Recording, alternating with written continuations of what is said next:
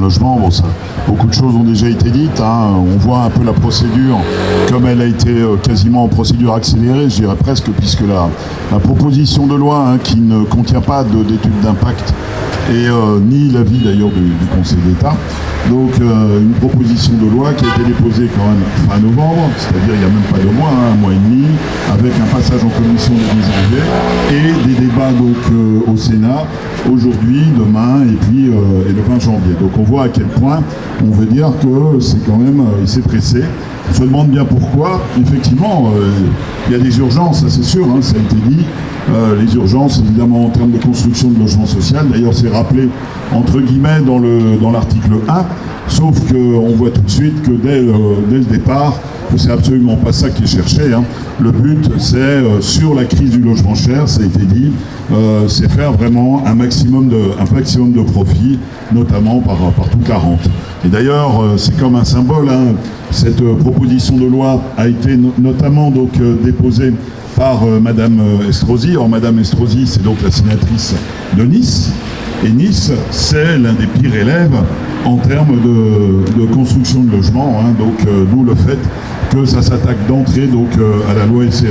Alors, par rapport à tout ce qui a été dit, je vais pas répéter, mais il y a énormément de choses. Alors, évidemment, on est au stade de l'étude parlementaire, donc on est au tout début, donc les choses vont évoluer, mais on imagine en plus qu'ici, et parce que c'est la tradition depuis quand même quelques années, forcément les dispositifs sont encore plus aggravés. Donc on craint que ce soit encore pire, évidemment, que la proposition, enfin en tout cas, elle soit aggravée avant de partir donc à l'Assemblée nationale. Mais on a aussi un truc qui nous a quand même assez fait bondir, c'est que donc il y a évidemment l'idéologie de la propriété derrière tout ça, c'est qu'il s'agit d'assouplir les règles prudentielles encadrant le crédit immobilier. Qu'est-ce que ça veut dire ça ? Ça veut dire que on veut nous refaire des subprimes. Or, il me semble qu'il y a près de 15 ans, il y a eu une crise donc, de l'immobilier aux États-Unis qui a dégénéré en crise mondiale. Donc, c'est absolument incroyable qu'on puisse avoir des choses comme ça. Et puis, on a les augmentations de loyers après réhabilitation. On a donc la possibilité d'expulser donc les locataires des passoires thermiques en prétexte de faire des travaux, des mises aux normes. Et ça, tout ça, ça représente pas des centaines de gens, pas des milliers, des dizaines de milliers, voire des centaines de milliers.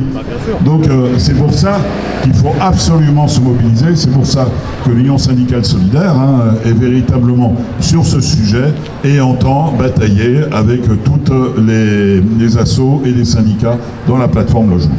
Okay.